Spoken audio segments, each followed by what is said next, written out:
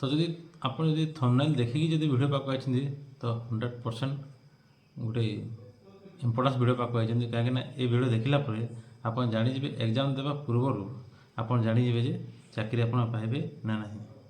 तो जदि आप चैनल को फास्ट टाइम आई विजिट कर तो चैनल को सब्सक्राइब करदे कहीं एमतीका इनफॉर्मेटिव वीडियो गुड़ाक ये चैनल माध्यम आप पाइपर आउ जदि प्रत्येक जो जॉब बाहर गवर्नमेंट जॉब तार नोटिफिकेशन केवे एग्जाम हो कौन हम सब डिटेल ये चैनल माध्यम आप पाइपर।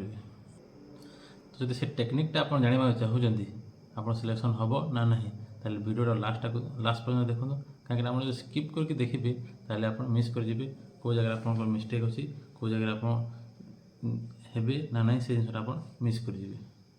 जाना आगु गोटे छोटिया कथा शुणु माने गोटे धान गदारे जिते बड़ गदा होता ना कहीं से सब धान न थाए धान दी प्रकार थाए गोटे हूँ गोटे धान मंजी थाए और गोटे धान मंजी न थाए खाली फांका थाए।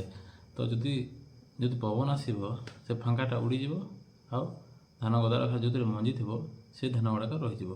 तो आम जो जॉब वैकेंसी बाहर ठीक से भाया आप भावुवे धान गदा आउ जॉब वैकेंसी भितर रिलेसन कौन नाई यार मेन रिलेसन हूँ आप देखो जदि गोटे पोस्ट बाहर से 10 जन अप्लाई करेंगे कि 100 जन अप्लाई करेंगे आम पोस्ट अपेक्षा जो एप्लिकेंट जो नंबरटा अच्छी सब बहुत बड़ हो जाए।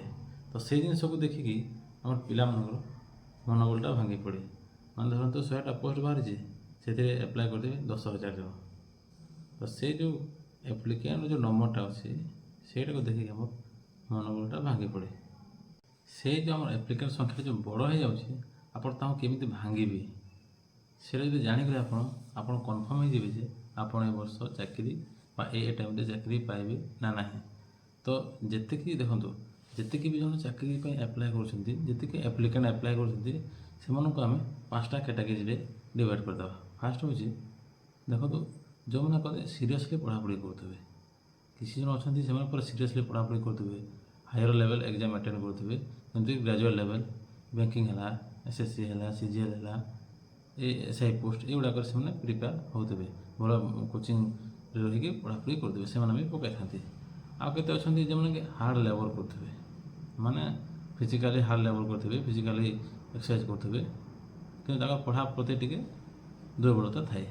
आउ के जन अच्छा माने हाँ मोर सांगटा तो पकई मुझे पकईदेवी ता सागर जी एग्जामटा अटेंड करके आसबि बुलाबुलिक आसबि एग्जाम सेंटर देखिए आसबि बाहर बुलिक आसबि एमती मनोबल भी एमती हिसाब से केते लोक अप्लाई करते और केते जन था जो कि आगे गोटे जॉब करेंगे गोटे जॉब थे से अप्लाई करेंगे।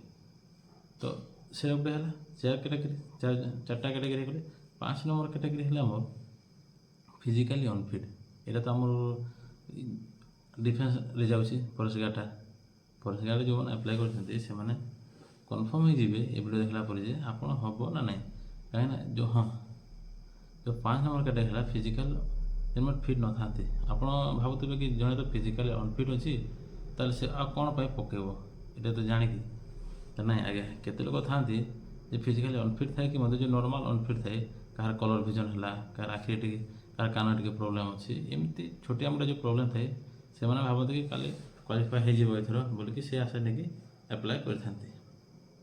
तो गोटे छोटिया एग्जाम्पल लेकिन आम बुझा जे मानक धर नि तो आपंकर एथर बाहरी वैकेंसी फॉर एग्जाम्पल 100टा वैकेंसी बाहरी से फॉर्म पकई 10,000 लोक तो 100 को 10,000 देखा गोटे बड़ नंबर हो तो आम कौन करवा 5 रे डिवाइड करदे कहीं 5टा कैटेगरी हिसाब से पिला फॉर्म पकाते जो फास्ट कहले हायर स्टडी पिला सेकेंड हूँ हार्ड लेबरिंग पिला थर्ड हूँ आम जो बुलाबुली करने जाती फोर्थ हूँ जो मैंने जॉब करेंगे फिफ्थ हूँ आमर जी कि फिजिकाली अनफिट थी।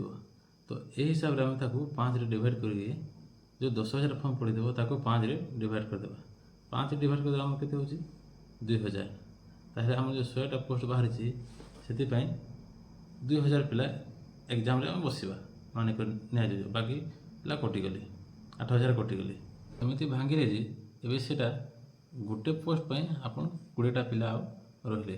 तो आपण को जो 100टा पोस्ट 10,000 पिला को ମାନେ ଓଭରଟେକ୍ କରିକି ଯିବାର ଥିଲା, ଆପଣଙ୍କୁ 10,000 ପିଲାକୁ ଓଭରଟେକ୍ କରିବାର କିଛି ଆବଶ୍ୟକତା ନାହିଁ। ସେ ଅଟୋମେଟିକଲି ଧାନ ଗଦାରୁ ଯେମିତି ସେ ଫମ୍ଫା ଧାନଟା ଯେମିତି ପଳେଇଯାଏ, ସେ ଅଟୋମେଟିକ୍ ପଳେଇଯିବେ। ତ ଆପଣଙ୍କୁ ଏବେ ରହିଲା 20ଟା ପିଲା ଭିତରେ ଆପଣ ଗୋଟେ ହେବାର ଅଛି। ସେ 20ଟା ପିଲା ଯଦି ଆପଣ ଓଭରଟେକ୍ କଲେ, ଆପଣ ଚାକିରି ସୁନିଶ୍ଚିତ ବୋଲି ଆପଣ ମାନି ନିଅନ୍ତୁ। ଆଉ ଆପଣ ଏବେ ଏ ଜିନିଷକୁ ଦେଖନ୍ତୁ ଯେ ଆପଣ କେଉଁ କ୍ୟାଟାଗୋରୀରେ ପକାଇଛନ୍ତି। ଆପଣ ମାନେ ଯେଉଁ ମୁଁ 5ଟା ଯେଉଁ କ୍ୟାଟାଗୋରୀ କହିଲି, ଆପଣ କେଉଁ କ୍ୟାଟାଗୋରୀରେ ଅଛନ୍ତି।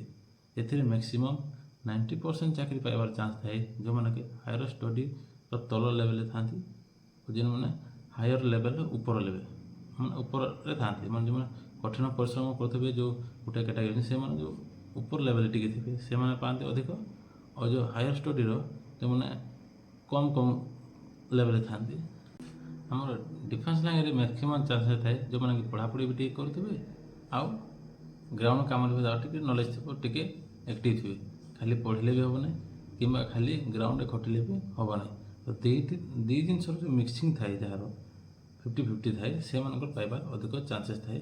ତ ଆପଣଙ୍କୁ ନିଜେ ଏବେ ଦେଖନ୍ତୁ ଯେ ଆପଣ କେଉଁ କ୍ୟାଟାଗୋରୀରେ ଆପଣ ଯାଉଛନ୍ତି। ତ ଆପଣ ଏଠୁ କନଫର୍ମ ହେଇଯିବେ ଯେ ଆପଣ ଏଥର ପାଇବେ ନା ନାହିଁ। ଏହି ହିସାବରେ ଯଦି ଆପଣ କ୍ୟାଟାଗୋରାଇଜ୍ କରିବେ, ଯଦି ଆପଣ ହାୟର ଷ୍ଟୋରି ଆଉ ଆମର ଯେଉଁ ହାର୍ଡ଼ ଲେବଲ୍ ଅଛନ୍ତି, ସେ ମଝିରେ ଯଦି ଆପଣଙ୍କୁ ନିଜେ ରଖୁଛନ୍ତି, ତ ଆପଣ କନଫର୍ମ ହେଇଯାଆନ୍ତୁ ଯେ ଆପଣ ଚାକିରି ସୁନିଶ୍ଚିତ ହୋଇଯିବ ଏଥର। ଯଦି ଏ ଟ୍ରିକ୍ଟା ଆପଣଙ୍କୁ ଭଲ ଲାଗିଲା ତ ଆପଣ ଚ୍ୟାନେଲଟାକୁ ସବସ୍କ୍ରାଇବ୍ କରିଦିଅନ୍ତୁ ଓ ଅଲ୍ ବେଲ୍ ଆଇକନ୍ କ୍ଲିକ୍ କରି ଦିଅନ୍ତୁ, ଯାହାଦ୍ୱାରା କି ଆପଣ ଏମିତି ଇନଫର୍ମେଟିଭ୍ ଭିଡ଼ିଓ ପାଇପାରିବେ। ଆଉ ଆଗକୁ ଯେତିକି ଆମ ଓଡ଼ିଶା ଗଭର୍ଣ୍ଣମେଣ୍ଟ ସ୍କିମ୍ ହେଲା କି ଗଭର୍ଣ୍ଣମେଣ୍ଟର ଯେଉଁ ଜବ୍ ଭ୍ୟାକେନ୍ସି ହେଲା, ତା'ର ଏକ୍ଜାମ୍ କେମିତି ହେବ, କ'ଣ ହେବ, ସେ ବିଷୟରେ ଆପଣ ଡିଟେଲ୍ ଏହି ଚ୍ୟାନେଲ୍ ମାଧ୍ୟମରେ ଜାଣିପାରିବେ। ଆଗକୁ ମୁଁ ନେକ୍ସଟ ଭିଡ଼ିଓ ମାନଙ୍କରେ ଆପଣମାନଙ୍କ ସହିତ ଜଣାଇବି ଯେ ଆଗକୁ ଯେଉଁ ଆପଣଙ୍କ ଫିଜିକାଲ୍ ଟେଷ୍ଟ ଅଛି କେମିତି ପ୍ରିପେୟାର ହେବେ, କ'ଣ ଆପଣଙ୍କୁ ଫିଜିକାଲ୍ ରଖିବାକୁ ପଡ଼ିବ, କେମିତି କ'ଣ ପ୍ରାକ୍ଟିସ୍ କରିବେ ଆଉ କ'ଣ ଆପଣଙ୍କୁ ଫିଜିକାଲ୍ ପ୍ରାକ୍ଟିସ୍ କରିବାକୁ ପଡ଼ିବ, ସେ ବିଷୟରେ ମୁଁ ଆପଣଙ୍କୁ ଜଣାଇବି।